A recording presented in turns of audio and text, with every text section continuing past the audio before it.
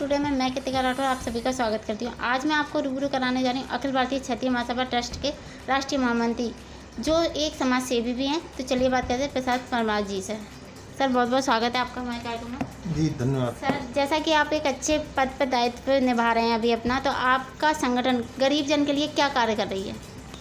ये हमारा संगठन जो हमारे राष्ट्रीय अध्यक्ष हैं ऋषिपाल सिंह जी परमार, उनके नेतृत्व में गत 5-6 साल से बहुत ही अच्छा कार्य हमारा चल रहा है। हमारी पूरी ब्रांच हैं पूरी ऑल इंडिया के हर प्रदेश में, हर ज़िले लेवल पर। और पिछले 2 माह से जो कोरोना वायरस का जो प्रभाव है उसको देखते हुए हम लोगों ने ज़िले बाई ज़िले टीम बनाई है और हर ज़िले पे राशन, गरीब आदमी को कहाँ क्या हेल्प की ज़रूरत है। अभी हमने यहाँ पर अपने जो बामौर से लोग निकल रहे थे उन लोगों के लिए वहाँ जाके राशन पानी की व्यवस्था की। और शासन ने जब हमने शासन के हम संपर्क में हैं बराबर, जब हमको ज़रूरत होती है शासन को कि यहाँ पर जाना है, आपको इतने लोगों को जाके समाज सेवा करनी है, वो करते रहते हैं। और हम लोगों ने राशन भी जहाँ मोहल्लों में अलग अलग टीम बनाई है, हमारे जो कार्यकर्ता हैं समाज के वो लोग अपनी अपनी लिस्ट बना लेते हैं कि आज इस क्षेत्र में जाना है, उस क्षेत्र में जाके हम जहाँ जैसी गरीब आदमी को आवश्यकता होती है वो हम जाके वहाँ पर करते हैं। हमारे जो ग्वालियर ज़िले के हमारे जिला अध्यक्ष हैं गोपाल सिंह तोमर जी, उनके नेतृत्व में पूरे ग्वालियर ज़िले में कोरोना के लिए हम बिल्कुल साथ में खड़े हुए हैं, समाज के साथ में, हर गरीब आदमी के साथ में खड़े हैं। और साथ में जो कोरोना से लड़ाई लड़ने के लिए पुलिस लोग हैं, डॉक्टर लोग हैं, नर्स वगैरह हैं, उनको लिए भी हम समय समय पर जाके उनका उत्साहवर्धन जाके हर हॉस्पिटल में उसमें जाके बढ़ाते हैं। कई बार हम थानों में गए हैं, पुरानी छावनी थाने में हम लोग गए थे, महाराजपुरा में गए थे, पड़ाव थाने पे गए थे, हमने एक पानी की गर्म बोतल ले जाके दी। और सीएसपी जी थे हमारे रवि भदौरिया जी, उनके नेतृत्व में हमने जाके उनका हौसला बढ़ाया। इस तरह से हमारा पूरा अखिल भारतीय क्षत्रिय महासभा ट्रस्ट का पूरा समूह जितने भी लोग हैं हम लोग बराबर उसमें लगे हुए हैं, क्योंकि बहुत बड़ी महामारी है, इससे बड़े बड़े देश नहीं निपट पा रहे हैं। तो हम तो एक छोटा सा भारत में कोई बहुत बड़ी सुविधा नहीं है, इसलिए हमारा तो सभी लोगों से कहना चाहिए भाई आपत्ति की समय जान है तो जहान है। इसलिए अपनी जान के लिए एक दूसरे को समझाना ज़रूरी है, क्योंकि अब सबसे बड़ा दिक्कत यह है कि अपने देश में एजुकेशन का अभाव है। अभी हर आदमी पढ़ा लिखा नहीं है तो वो नहीं समझते हैं, तो उनको एक एक को जाके गाइड करना, उनको समझाना। किसी की आर्थिक स्थिति खराब है, कोई डेली कमाने खाने वाला है, तो उसके लिए हम लोग जाके सहयोग कर रहे हैं। सर ऐसी प्रशासन की जब बात आई है, शासन प्रशासन की, तो मैं जानना चाहूँगी कि जो शासन द्वारा राशन वितरण किया जा रहा है गरीबों को, उसके बारे में आपका क्या कहना है? जो किसी को मिल रहा है, किसी को नहीं मिल पा रहा है। देखिए मैडम, शासन अपना काम कर रहा है।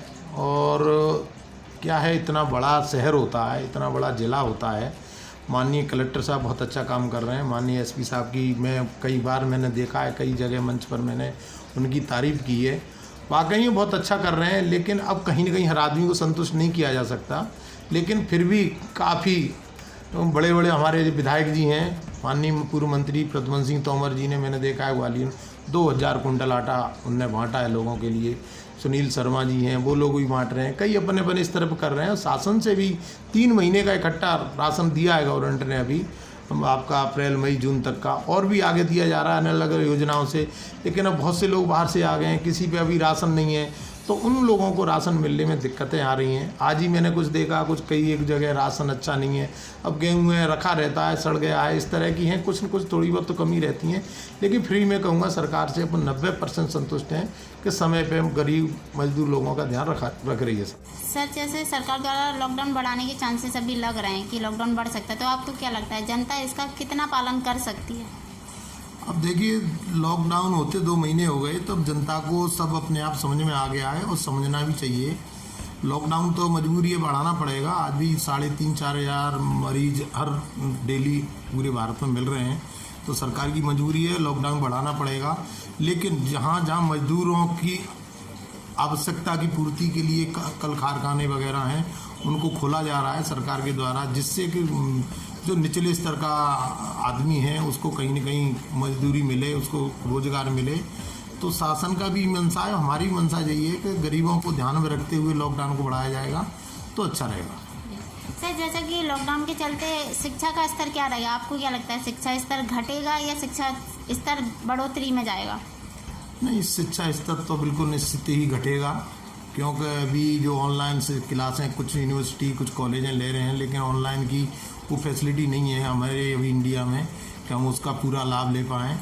अभी हम लोगों को आदत वही ऑनलाइन की आदत थी नहीं, चल रहा है कुछ जगह ऑनलाइन भी चल रहा है। मैं भी चूँकि कॉलेज एजुकेशन लाइन से जुड़ा हूँ कर रहे हैं, लेकिन वो जो नहीं हो सकती ना, जो एक सामने क्लास लगा के जो हो पा रहा था बच्चे को, जो संतुष्टि हो पा रही थी, वो नहीं हो रही है। लेकिन फ़िलहाल तो जान बचाने वाली बात है। एजुकेशन तो ये चलो 1-2 महीने लेट हो जाएगा, कोई नहीं चलेगा। इस समय सबसे महामारी से लड़ने के आदमी की जान बचाने वाली बात है। तो सर, जैसे सरकार ने अभी शराब की दुकानें खोलने का, रेलवे खोलने का जो आदेश पारित किया, आपको क्या लगता है सरकार का ये निर्णय कितना सही साबित होगा? देखो, वैसे ईमानदारी से तो ये कभी शराब की दुकान खोलनी नहीं थी, क्योंकि शराब मैक्सिमम वही लोग पीते हैं, मजदूर गरीब लोगों को ही ज़्यादा इसका वो रहता है। और वो जो खाने का घर में राशन मिल रहा है उसको ले जाके बेच के कई जगह ऐसे वीडियो, कई जगह ऐसे कई महिलाओं की वीडियो आ रहे हैं कि मेरे घर में महीने भर का राशन था और उसको पति ने, क्यों, चूँकि वो पढ़े लिखे हैं नहीं, एजुकेशन का अभाव है, तो वो उस राशन को बेच के और दुकान पर जाके दुरुपयोग कर रहे हैं। परंतु अब शासन का कहना ये है कि भाई आर्थिक स्थिति शासन की भी ख़राब है, शासन भी चाह रहा है कि कहीं से पैसा आए जिससे हम गरीबों की और ज़्यादा से ज़्यादा योजनाओं को बढ़ा सकें, उनको ज़्यादा से ज़्यादा हेल्प कर सकें। इसलिए शासन से मैं तो यही कहूँगा कि अभी शराब की दुकानें नहीं खोली जाए तो अच्छा है। सर, जैसे कि वैसे भी दुनिया आपने तो सर, जैसे कोविड-19 के दौरान आपका व्यापार और आपके परिवार पर इसका क्या असर पड़ा? देखिए मैडम, परिवार ज़्यादातर आजकल सब छोटे छोटे परिवार होते हैं। मेरे भी परिवार में एक बेटा एक बेटी है। बेटा नोएडा में पढ़ रहा था, बेटी भोपाल में पढ़ रही थी। एक तरह से देखा जाए तो पहली बार जीवन के 50 साल की उम्र में पहली बार हम माँ के साथ में और भाई बहनों के साथ में इकट्ठे रह रहे हैं। उस हिसाब से देखा जाए तो बहुत अच्छा है। परिवार के साथ में सभी लोगों को मौका मिला, पत्नी को एक दूसरे को समझने के लिए अच्छे से मौका मिला, नहीं तो वही भाग दौड़ में लगे हुए थे।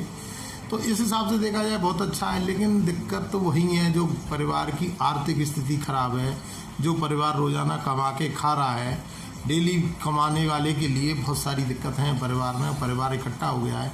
जो कोई भी व्यक्ति बाहर मजदूरी कर रहा था, वो मजदूरी करने से यहाँ आ गया है, अब उसको यहाँ पर कोई रोज़गार नहीं मिल रहा है, तो उन परिवारों में दिक्कत है।